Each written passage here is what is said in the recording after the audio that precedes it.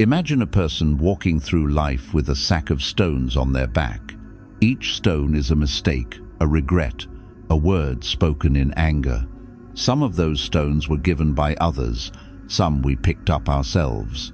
And day after day we drag this heavy sack across the years, believing that somehow carrying it proves our worth, or that punishment will redeem us.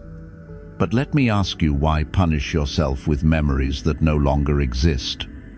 Why do we insist on dragging the past into the present when the past is already gone? The Buddha compared clinging to anger to grasping a burning coal with the intent of throwing it at another. You are the one who gets burned.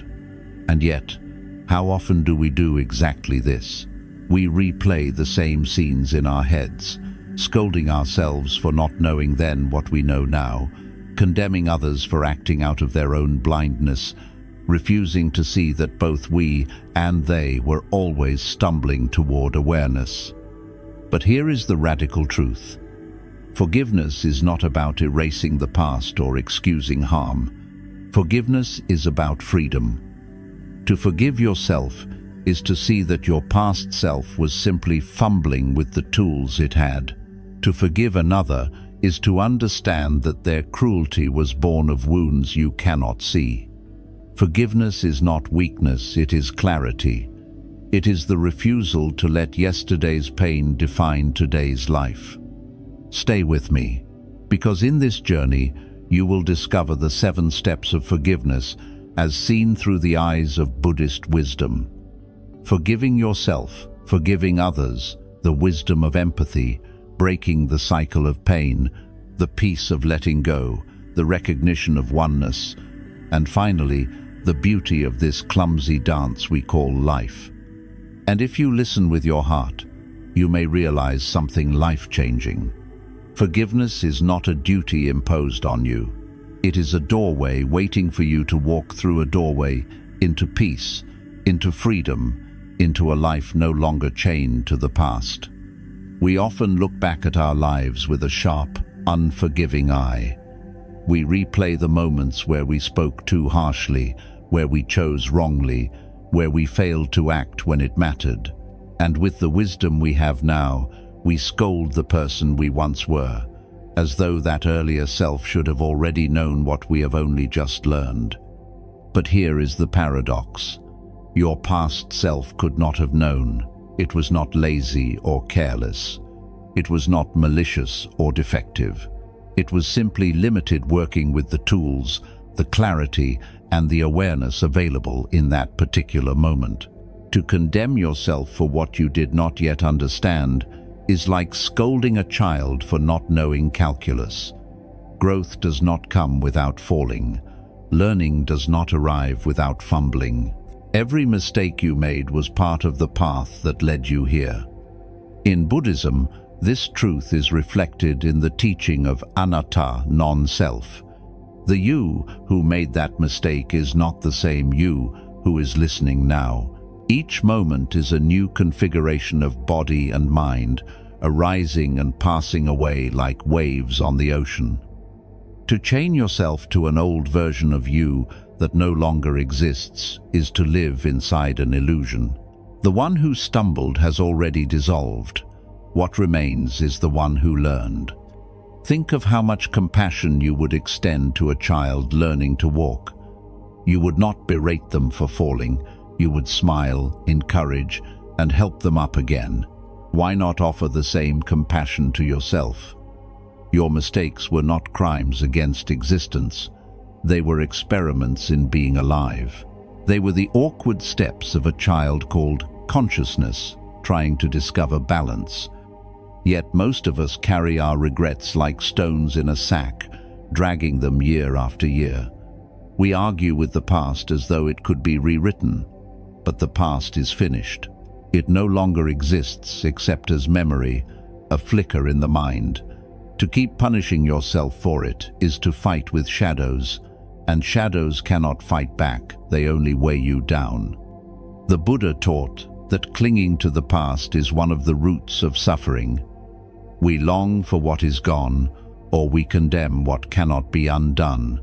and in doing so we miss the freedom of this moment. Forgiving yourself is not about pretending the past didn't happen. It is about seeing clearly what it truly was. The play of causes and conditions, the unfolding of life through trial and error. And when you see that, a softness enters the heart. You set down the heavy sack. You no longer need to carry the stones of yesterday. Forgiving yourself becomes an act of realism, not fantasy. It is not erasure, it is clarity. It is the recognition that you are no longer the one who stumbled. You are the one who walked on. If forgiving yourself feels difficult, forgiving others can feel impossible. The wounds left by another's words or actions often cut deeper than the wounds we inflict upon ourselves. We replay their cruelty, their betrayal, their indifference, and each replay sharpens the pain as though it were happening again. The mind whispers, they should have known better, they should have acted differently, and perhaps they should have, but did they truly have that choice? From a Buddhist perspective, no one acts from infinite freedom. We are all bound, to varying degrees, by ignorance, by conditioning, by the wounds we carry. When someone lashes out in anger, that anger did not appear out of nowhere. It grew from seeds planted long before seeds of fear, insecurity, or suffering. When someone acts with cruelty, it is because cruelty has taken root within them, often watered by experiences we cannot see. To condemn them outright is to forget that they are already living inside the prison of their own mind. This does not mean excusing harm. It does not mean that you must accept every cruelty or invite destructive people back into your life. Forgiveness in Buddhism is not passivity. It is not blind tolerance. It is clarity. The ability to see the human being beneath the behavior, the child beneath the anger, the suffering beneath the mask. Even if you must walk away, you do not carry hatred in your heart. Think of it this way. When you hold resentment toward another, you are binding yourself to their story. You are carrying them within you, allowing their actions to continue wounding you long after the event has passed. Hatred does not remain neatly contained in the past. It poisons the present. Forgiveness is the act of putting down that poison. It does not absolve the other of responsibility, but it liberates you from being chained to their shadow. The Buddha taught that all beings act out of causes and conditions. Just as a storm arises from the meeting of wind and water, so too a person's harmful actions arise from the collision of ignorance, fear, and past suffering. To see this clearly is to shift from judgment to understanding, and in that shift, compassion naturally arises not as indulgence, but as wisdom. It is easy to judge. Judgment requires nothing of us but the quick strike of ego. I am better than you. I would never do what you did. But to understand is difficult. To pause and imagine the inner world of another, to see their confusion as your own confusion in another form that is a higher intelligence. And from this intelligence, forgiveness begins to flow. Forgiving others, then, is not a gift you give to them. It is a gift you give to yourself. You may never hear an apology. You may never see them change. But by releasing hatred, you reclaim your freedom. You free your heart from the endless echo of their mistake. And in that freedom, you discover a truth at once humbling and empowering. Their actions no longer define you. Your response does. It is easy to judge. Judgment costs nothing. It makes us feel strong, even superior, if only for a moment. With a single thought, we can condemn another person, locking them in a box labeled wrong, bad, or unforgivable. But empathy, true, deep empathy, requires something far greater. It asks us to pause, to imagine, to feel. It demands the courage to step outside of the fortress of our own ego and slip, however briefly, into the skin of another human being. The Buddha called this karuna, compassion born not from pity but from understanding. To be compassionate is not to excuse or overlook harm. It is to see clearly the conditions that give rise to it.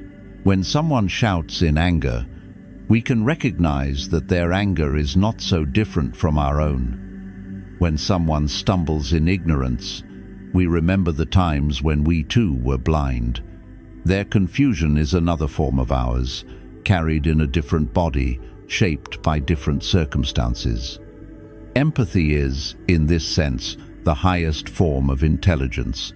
It is not the cleverness that wins arguments or solves puzzles, but the wisdom that sees beyond appearances. To look into the eyes of another and glimpse the suffering behind their actions, that is insight.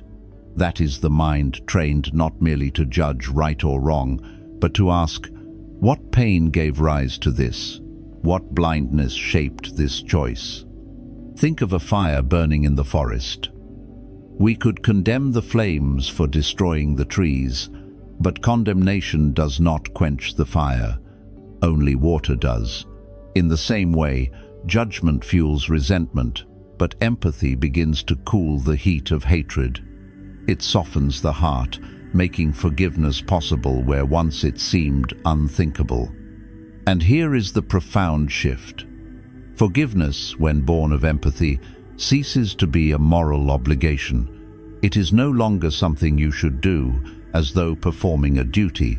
It becomes a natural response, like breathing, like opening your hand when it is clenched too tightly. The moment you truly see the suffering that drives another's actions, resentment begins to dissolve on its own. This does not mean you condone harm. It does not mean you must remain close to those who wound you. Empathy does not erase boundaries, it clarifies them, but it transforms the inner stance of the heart. Instead of carrying hatred, you carry understanding. Instead of seeing an enemy, you see another human being caught in the same web of causes and conditions that has entangled you. In Buddhism, this shift is not sentimental, it is practical. Empathy liberates the mind from the heaviness of judgment. It allows us to walk through the world with a lighter step, because we are no longer weighed down by the endless need to condemn. And in that lightness, forgiveness arises as effortlessly as a lotus blooming on the surface of muddy water. There is an old saying, hurt people hurt people. Pain has a way of multiplying itself, passing from one heart to another like a contagion. A parent wounded in childhood may, without even realizing it, pass that wound to their own child. A bitter word spoken in anger echoes in the mind of the listener, who later repeats it to someone else. And so the chain continues, generation after generation, a cycle of resentment and retaliation without end.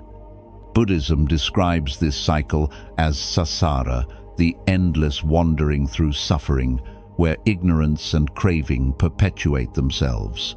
When you hold on to anger, you are not simply carrying your own pain, you are carrying fuel that will inevitably ignite in someone else.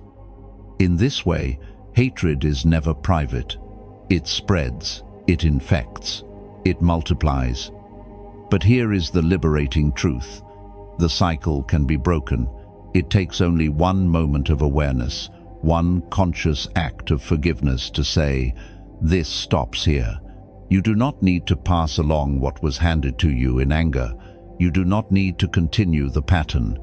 Forgiveness is the refusal to keep playing the game of suffering. Think of a river carrying mud downstream. If no one intervenes, the water remains clouded. But if you let the silt settle, the river clears. In the same way, when you refuse to pass on resentment, the current of pain begins to lose its force. Forgiveness becomes the still point where clarity returns. The Buddha taught that hatred never ceases by hatred, but only by love. This is not a poetic ideal, it is a practical law of life. Retaliation only breeds more retaliation. Forgiveness, on the other hand, interrupts the cycle. It is the courageous decision to meet anger, not with anger, but with understanding, to meet bitterness, not with more bitterness, but with the silence of letting go. Of course, this does not mean staying silent in the face of injustice. Boundaries must be set, harm must be addressed. But there is a profound difference between acting with clarity and acting with vengeance. The first brings resolution, the second continues the war. When you forgive, you are not saying that what happened was acceptable. You are saying that it ends with you. You are choosing to be the break in the chain, the one who refuses to hand the poison forward. And in doing so, you transform suffering into wisdom. Imagine the ripple this creates. A child raised in an atmosphere of compassion instead of resentment grows up differently. A friend who receives kindness instead of retaliation learns a new way to respond. Each act of forgiveness is a seed planted in the soil of the future. And so the choice is always before us. Do we perpetuate the cycle, or do we become the point where it ends? To forgive is not to erase the past, but to protect the future. It is to stand at the crossroads of history and say, "The suffering stops with me." Forgiveness is often misunderstood as something dramatic, a tearful reconciliation, a handshake, a public apology. But in truth, the most profound forgiveness happens quietly, in the privacy of your own heart. You may forgive someone who will never know it. You may forgive someone you never see again. And that forgiveness, though invisible to the world, can change the entire landscape of your inner life. Why? Because forgiveness is not really about the other person. It is about you. It is about laying down the burden you have carried for far too long. When you cling to resentment, it burns like fire, not in the one you resent, but in you. The Buddha taught that holding on to anger is like grasping a hot coal with the intent of throwing it at another. You are the one who gets burned.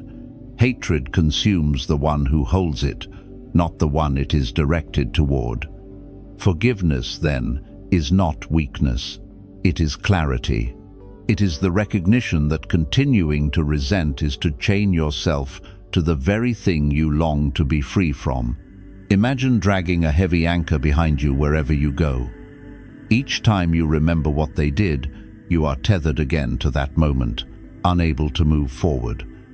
But when you forgive, you lift the anchor. You set yourself free.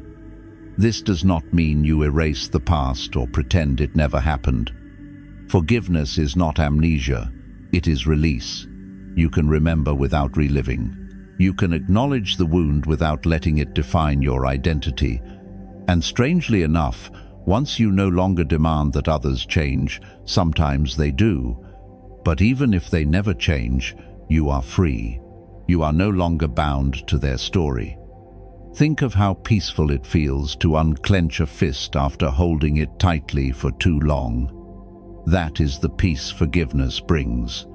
It is a softening, a loosening, a return to openness. And in that openness, life flows again. Energy once wasted on resentment becomes available for creativity, for love, for joy. In Buddhist practice, forgiveness is often compared to cleaning the heart. Just as dust accumulates unnoticed, resentment settles silently within us. If we do not sweep it away, it thickens, darkens, and obscures our natural light. Forgiveness is the sweeping. It does not polish the heart into something artificial. It simply clears away the debris so the heart can shine as it always has. The freedom that follows is subtle but unmistakable. You laugh more easily, you breathe more deeply, you find yourself less burdened by the past and more alive in the present. This is the quiet peace of forgiveness, not a performance, not a transaction, but a release. So ask yourself, what fire are you still holding? What anchor drags behind you? And what would your life feel like if, today you chose to set it down. At the deepest level, forgiveness is not even an act you perform. It is a realization. It is the awakening to the truth that there was never a separate other to forgive in the first place. There is only life stumbling, grasping, learning through error, and what you call them and you are simply two expressions of the same unfolding whole. The Buddha taught the principle of non-self and interdependence, that no being exists in isolation. Every thought, every action, every person arises because of countless conditions. You are not a fixed self. You are a flowing river of body and mind shaped by causes, and so is everyone else. To hate another, then, is to hate a stream that flows from the same ocean as your own. To condemn their blindness is to forget that you too once walked in darkness. Imagine a hand scolding its own finger for fumbling. The finger feels clumsy, but the clumsiness belongs to the hand as a whole. In the same way, when another human being stumbles, it is life itself stumbling, not something separate from you. Their suffering is not apart from yours. It is simply wearing a different mask. When this truth sinks into the heart, something extraordinary happens. Forgiveness ceases to be a moral struggle. You no longer force yourself to release resentment because a teacher or scripture told you to. Instead, resentment dissolves naturally, as mist dissolves in sunlight. How can you go on condemning what is, in essence, another expression of yourself? How can you continue to punish what is not separate from your own being? This is why the great teachers emphasized compassion, not as a noble virtue, but as the natural flowering of wisdom. When you see clearly, compassion flows as effortlessly as breathing. To forgive is no longer an effort. It is the only thing that makes sense. Of course, this does not mean allowing harm to continue unchecked. Boundaries are still needed. Justice still matters. But inside, the quality of your heart transforms. You no longer carry hatred because you see that hatred directed outward is hatred carried inward. To strike another is to wound yourself. To forgive another is to free yourself. This recognition of oneness is not abstract philosophy. It is lived reality. Notice the times when your anger toward another begins to soften as you recall your own struggles. Notice how easily empathy arises when you remember that you too have stumbled. In those moments, you are tasting non-duality. You are glimpsing the truth that forgiveness is not separate from wisdom, and wisdom is not separate from love. And so, forgiveness becomes not an act of generosity, but an act of honesty. It is simply seeing things as they are, one life, moving clumsily yet beautifully toward awareness. We live in a culture obsessed with perfection. From the moment we are children, we are taught that mistakes are failures, that weakness is shameful, that falling means we are unworthy. And so we grow up believing that unless we move flawlessly through life, we do not deserve peace. But this belief is a heavy chain, binding us to an impossible standard. It blinds us to a deeper truth, that life itself is a dance of falling and rising, breaking and mending, stumbling and learning. In Buddhism, impermanence, anicca, is not just about the changing seasons or the passage of time. It is about the continual transformation of our own hearts and minds. Who you were yesterday is not who you are today. Every mistake was not a final judgment, but a step in your unfolding. When you stop demanding perfection from yourself and from others, something wondrous happens. You begin to see the beauty in the very clumsiness of existence. Think of a child learning to walk. Each fall is not a defeat, it is a movement toward balance. Each bruise is part of the body's education. The child does not condemn itself for falling, it simply rises again. What if we treated ourselves and one another with the same tenderness? What if we saw our errors not as stains on the soul, but as brushstrokes in the art of becoming human? When you look closely, even your deepest regrets hold seeds of wisdom. That harsh word you once spoke taught you the value of gentleness. That reckless choice revealed the importance of patience. That failure you carried like a scar became the soil for growth you could not have imagined. The cracks in your life, like the cracks in a clay pot, are where the light shines through. Forgiveness, then, is not about erasing the past. It is about releasing its grip. It is about seeing your story not as a tragedy of errors, but as a tapestry woven of both shadow and light. And in that tapestry, even the darkest threads give depth to the whole. The Buddha compared human life to a lotus rising from the mud. Without mud, no lotus. Without mistakes, no wisdom. Without falling, no rising. To resist this truth is to resist life itself. But to embrace it is to discover freedom lighter than judgment and peace deeper than resentment. So the next time you stumble, pause. Instead of cursing the ground, notice the rhythm of the dance. Instead of condemning yourself, see the lesson hidden in the fall. Forgiveness is nothing more and nothing less than allowing life to be what it is, imperfect, impermanent, yet unspeakably beautiful. Holding on to anger is like drinking poison and waiting for the other person to die. We have all heard this teaching, yet most of us still sip from the cup. We convince ourselves that resentment keeps us safe, that it proves we were wronged, that it somehow protects our dignity. But in truth, resentment only binds us to the very pain we wish to escape. Look carefully. Every moment spent replaying an old wound is a moment stolen from the life that is unfolding right now. Every ounce of energy invested in hating another is energy that could have been used to love, to create, to awaken. When we refuse to forgive, we do not punish the other, we punish ourselves, over and over again. The Buddha taught that hatred never ends by hatred. Only by love does hatred cease. Forgiveness is not weakness, it is the greatest courage. It is the refusal to keep fueling the fire. It is the brave decision to say, "This stops with me." Imagine standing at the crossroads of history. Behind you stretches a long chain of suffering, parents wounding children, strangers harming strangers, one generation passing poison to the next. And here you stand, with the power to break the chain. You can choose to pass the poison forward, or you can lay it down. You can choose to carry the stone, or you can drop it.